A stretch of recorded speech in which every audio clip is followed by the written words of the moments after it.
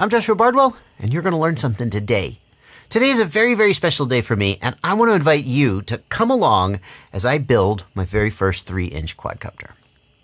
You're probably saying, what do you mean your very first 3-inch quadcopter? Yeah, I have reviewed and flown a lot of 3-inch quadcopters, but I've never actually built one before. And the reason for that is that micro quadcopters are so tiny and fiddly and just annoying, and I've always I don't want to build one. I just give me a ready to fly. Give me a bind and fly. I'll review it. Yes.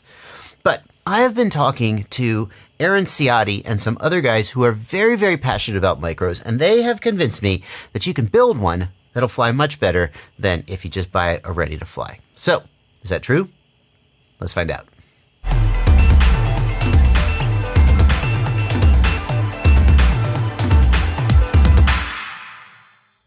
Hey there, guys. It's Joshua from the future. Joshua in the past thinks that he's going to do a tutorial video where he walks you through building this 3-inch Acrobrat with these iFlight motors, and he's got all these plans for this build, but none of them are going to go right. Okay, the motors are going to work out. The flight control stack that iFlight sent for this build, thank you, iFlight. Turns out they sent a prototype. They didn't realize he was going to put it in a build video. They were just like, yeah, we'll send you a prototype. So that by the time the video comes out, the prototype has changed and you can't buy this flight controller, this exact one. There's another one. It's similar, but the flight controller, it's a 3-high stack. The Acrobrat really only takes a 2-high stack. Oops. And the VTX in the 3-high stack is pinned. It settles down on top of the flight controller with pins, so you can't even very easily separate it all out to fix the fact that it's the 3-high stack. And Joshua thinks he's going to put the Runcam hybrid. It's like a Runcam split and a Tarsier. It's dual lens. It's 4K recording. It looks awesome. I've seen it on other people's channels. He thinks he's going to put a Runcam hybrid in this. But it turns out that on the Acrobrat V1 frame, the camera just doesn't fit. It hits against the camera board. Oh, and by the way, thank you, Ummagawd, for sending an Acrobrat frame for this build. And then Joshua took so long to finish this build that by the time he finished it, the Acrobrat V2 had come out with special modifications to allow a split-style camera to fit more easily. So, if you want to watch this build, I encourage you to do it. I know that a lot of you guys just like watching Joshua build, and some of you guys like watching him suffer. If that's the kind of thing you're into, this is going to be a good build for you. He's going to struggle through all of these problems and show you the solutions he comes up with, and, enjoy. There's a lot of learning experience here. But if what you're expecting is the usual, you can follow this build and build this yourself, this is not that. I'll let Joshua from the past take it from here. Oh, Joshua, you sweet, sweet naive. This build is going to start with the Acrobrat frame from Ummagawd. The motors are going to be the iFlight Zing 1507 4200 kV. And oh my God, I just realized that when they engraved these with my JB. That's not available to the public as far as I know, but that's very, very kind of you. Thank you, Zing, for doing that, or iFlight for doing that for me. The electronics are going to be the iFlight Success ESC, FC, and VTX stack, which is a 20mm stack with basically all of our electronics in one. And this is really going to help mitigate some of my annoyance at all the fiddly soldering that you have to do on a micro build. It's basically just one integrated stack that drops right in. And the camera is going to be the Runcam hybrid, which is Runcam's answer to the Caddx Tarsier. It is a 2-lens camera, 2-sensor camera, one for high definition and one for the FPV feed. Now, normally this is the part of the video where I would tell you why I picked all of the parts that I picked, but I'm not going to do that here. And the reason is that I actually didn't know a lot about 3-inch micro components when I decided to do this build. So I reached out to Aaron Ciotti. He is a guy who with a real passion for micros. And I said, Aaron, what should I get and why? We're going to start the Acrobrat build with the main plate. And we have to decide what hardness of bushing we're going to put in the main plate. The purpose of the bushings is to provide vibration isolation, and they go from a very soft bushing of 40, I assume 40 is the durometer or the hardness of the bushing. They go from 40, 60, 50, and, oh, wrong way around, 40, 50, 60, and 70 from softest to hardest. I actually have reached out to Tommy to get some suggestions for him about what bushing color you might want to pick. Personally, I'm going to start with the 40, the softest bushing on my flight control stack. And these small ones here, you'll see there are two different sizes of bushing. The small ones here are the ones that are going to go in the flight control stack. Oh, dear me. The reason I'm going with the softest bushings for the flight control stack is I think that the flight control stack can usually benefit from being more vibration isolated. There's a point where your vibration isolation is so much that the stack is just kind of flopping in the wind, and that can make problems. But I suspect that that is not going to happen with these bushings. So I'm going to use the softest ones for the most vibration isolation possible. And getting them installed can be a little bit tricky. For the softer ones, the way that you can do it is just to kind of half insert it and then push it the rest of the way through with a tool. Don't use a sharp tool or you will tear it. But for the harder bushings, you can take a length of dental floss, stick it through the hole, wrap it around the bushing, and then pull it through the hole. And Tommy has an example of doing that in his Acrobrat build video if you want to see that. The next thing we're going to do is go to the side plates. And the idea is that the side plates also have bushings to give some vibration isolation to the camera. In fact, the mass of the top-mounted battery acts as damping of the vibrations, so you can get smooth, jello-free footage even out of a little 3-inch quad like this.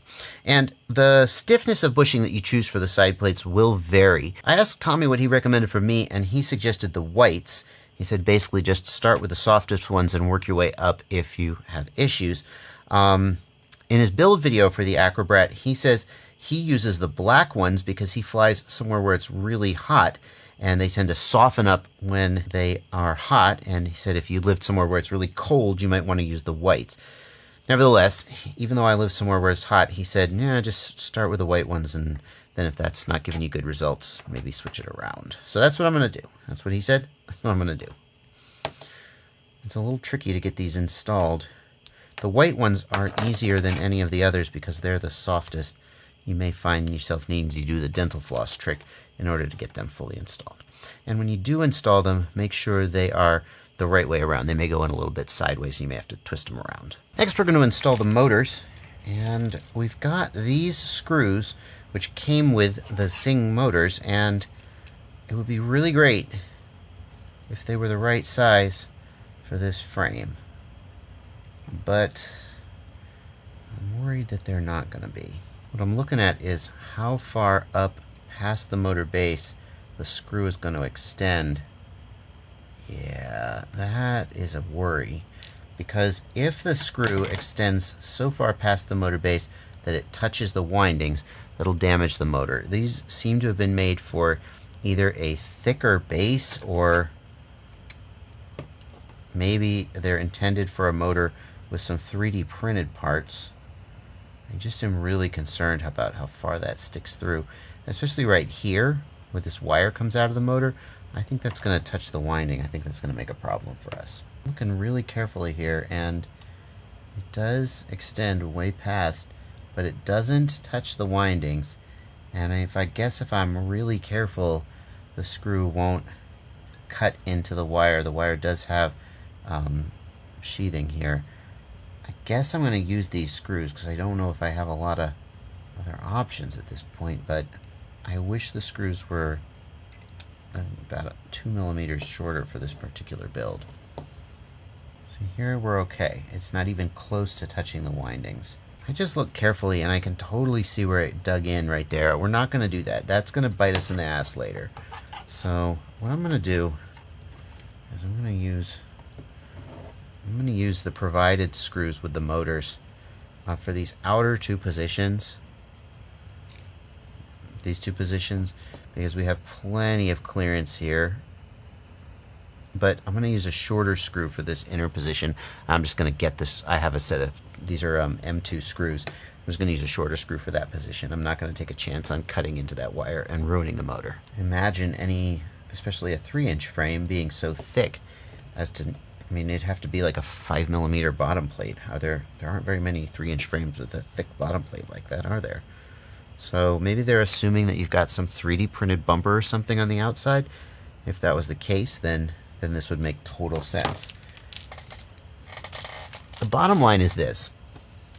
I really feel like manufacturers of frames should include appropriately sized motor screws with the frame, because the motor manufacturers always give you motor screws, but the motor manufacturer doesn't know how thick your frame is. How are they supposed to know? So they just guess, and half the time it's wrong, and then those screws are wasted. The frame manufacturer knows how thick the frame is. They should give you the screws for the motors. And in fact, in Tommy's build video, he talks about providing multiple lengths of screw, and you pick the right one for your motors. But I don't seem to have gotten that. So maybe that changed between now and then.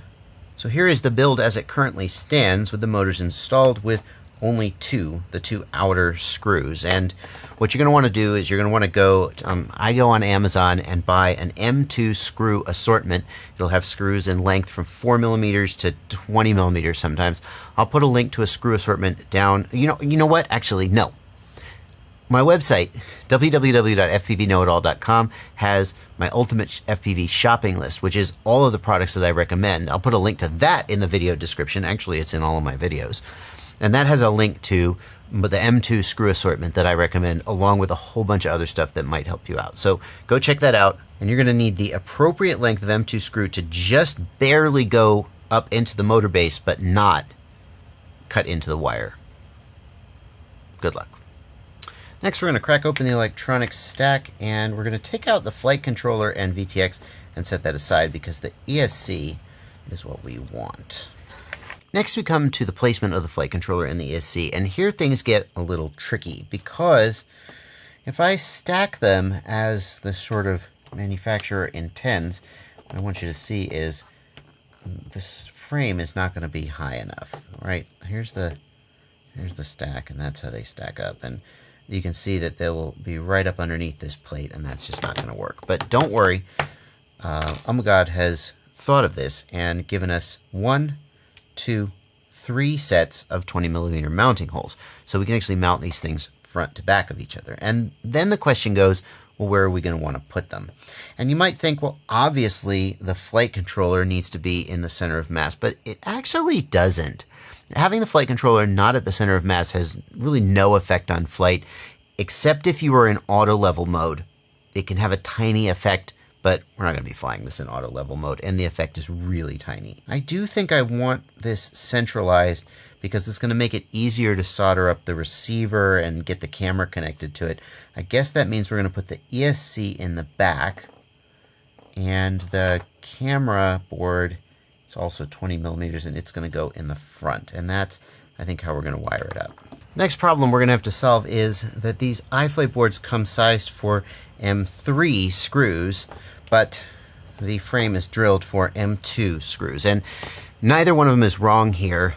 The industry just hasn't made up its mind yet of whether 20mm hardware should come with M3 or M2 screws. So for everybody out there who is mad that this guy has M3s, there would be somebody mad that it had M2s if they did it the other way.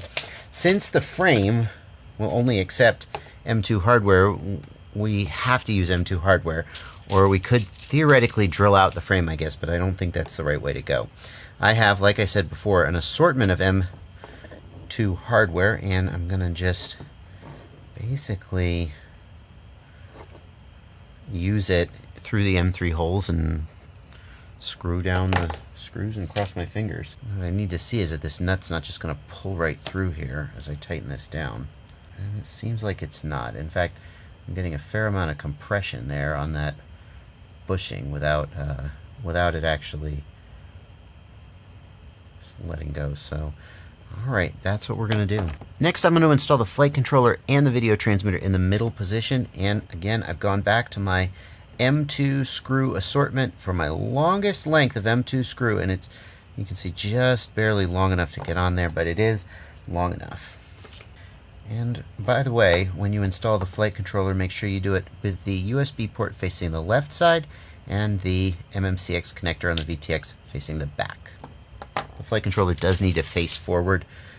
If you don't do it that way, you can reconfigure it in software to fix it, but if you don't do it that way and you don't fix it, it will not fly when you try to fly it. It will flip out. I am not okay with that amount of wiggle. That's not okay. That's going to make problems. The problem is that the M2 screws are so thin, they're not taking up the full thickness, full inside width of the bumpers on the stack, and it's letting it wiggle around too much. I'm going to put M3 hardware in there. The iFlight stack comes with M3 hardware, but it is sized for the whole stack, and it's going to be too long for this build. So I'm going to go to my M3 hardware assortment. And I know that it's so freaking annoying to have to refer you to a hardware assortment that you had to buy on your own. I'm going to just stick this up through the bushing on the Acrobrat. It's tight because it's the bushing on the Acrobrat is sized for an M2, but it'll go through. And then this is going to fit perfectly in the bushing on the iFlight stack. That's still pretty freaking wiggly. We'll stick with M2s then. Like, how dumb is it that you have to pick your hardware based on the size of freaking hole? This is why I don't like micros. Just kidding, please. Please don't fill the comments up with...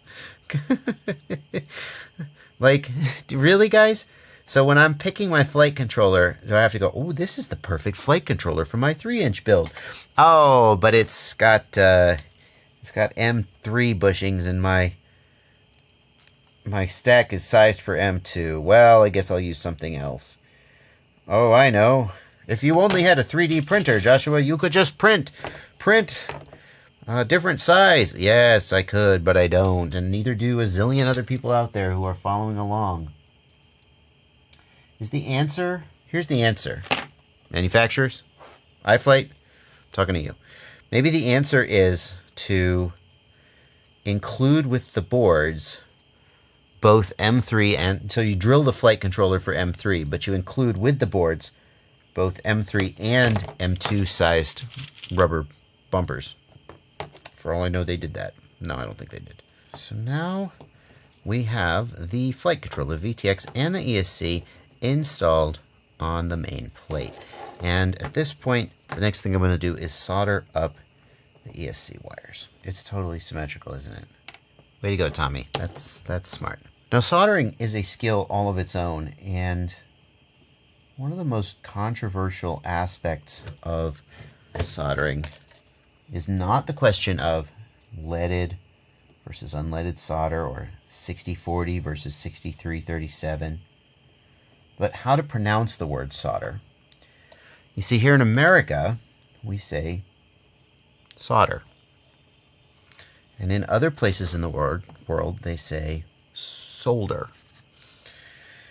And whenever I release a video in which I say the word solder, people fill up the comments, not too many, but some, criticizing that and saying I'm doing it wrong. To which I say, F you. I mean, honestly, that is kind of what I say. You know, languages have weird pronunciations. American English is one of the worst for having weird pronunciations and spellings, and that's just how we say it. But in order to help allay some of those concerns, I am going to do my best to pronounce the word correctly. So what I've done here is I have applied some solder.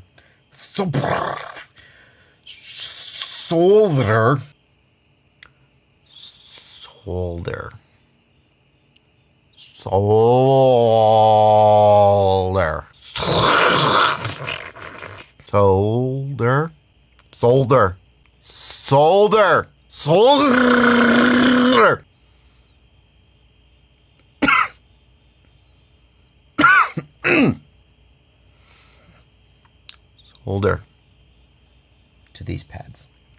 And what that's called is tinning the pads. It's called tinning the pads. Just a little bit of solder to get it ready to uptake the wires. Then we're going to take the individual motor wires, and how are we going to run them? So we don't want to just run them like that. So I think we're going to run them up the arm, and then, so let's put the side plate on just so we can make sure that we're not like getting in the way of the side plate. Alright, so there we go.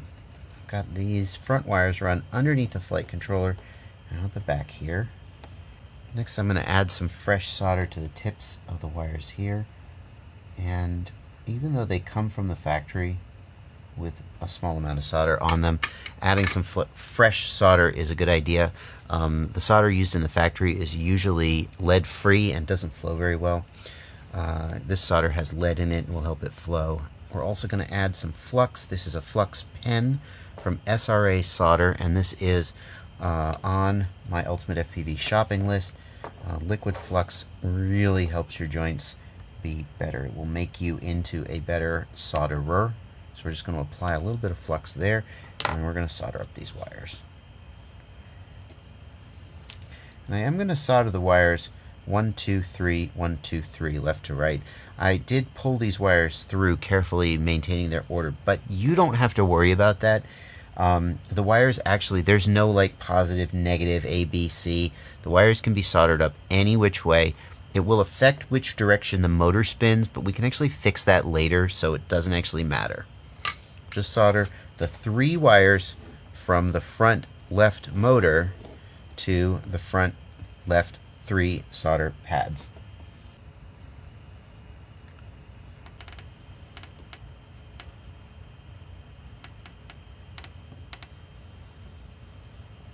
And the next thing I'm going to do, I want to just adjust the tension of this wire, because I don't want this wire pulling on the flight control stack, but I also don't want it having floppy looseness. So I'm just going to get just a little bit of slack in this wire.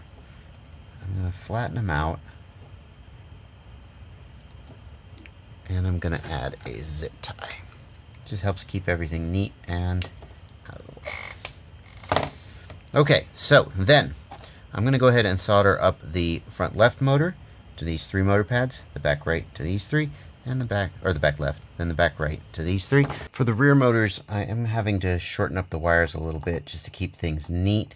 This is the original length, and you can see that it would stick, it would just have a lot of extra wire there. So just to show you what I'm doing, in case it's your first time, I'm going to just carefully measure the desired length of the wire, and there you go. I'm going to just cut it with this flush cutter to the desired length, maybe a little bit longer, because if you cut it a little too short, you're screwed. And then I'm going to strip the insulation very carefully, leaving a few millimeters. Twist together the wire, tin the wire, so it's covered in shiny silver solder. It appears as one solid piece of metal. You should not be able to see the individual strands of wire. And then cut it to a length of about 1 millimeter, maybe just a little longer than that, but not much. When you're soldering wires down, you don't want the length of exposed wire to be much larger than the pad itself. So you don't want the wire to stick out past the edge of the pad. It should just be kind of like a nice blob of solder, though the wire just terminates right in the pad very cleanly. And you'll want to double check that there are no solder bridges or touching wires connecting any of the pads with each other. On camera, it looks a tiny bit like this one might be touching, but it's a trick of the camera, it's not. So no solder bridges between them, the pads, and you don't want any solder touching any of these components either. And here's where we are with the build after installing the motors and the ESC. Each of the motors are wired up to the motor pads. The wires are nicely routed, and there are no solder bridges between any of the motor pads. I'm going to just put my side plates on here and see. I've finished. This is a rookie mistake I used to make. I don't make it so much anymore, but I would finish a build having built the whole thing up on the main plate and then put the side plates on and find out there was something I hadn't taken into account that was screwing me up. But this is looking good. The wires are not in the way anywhere. The side plates are not obstructing anything, and there's no screws or anything touching. This is looking really good. And that is going to bring us to the end of this episode. That's pretty good for your first chunk of work. Yeah, I'm sorry. This build is not going to be all done in one episode. It's just too freaking long. So congratulations. You've got your flight controller installed. You got your ESC and your motors installed. Next step, we will... We're closer to done than you think. What do I got to do? I just got to do the receiver, right?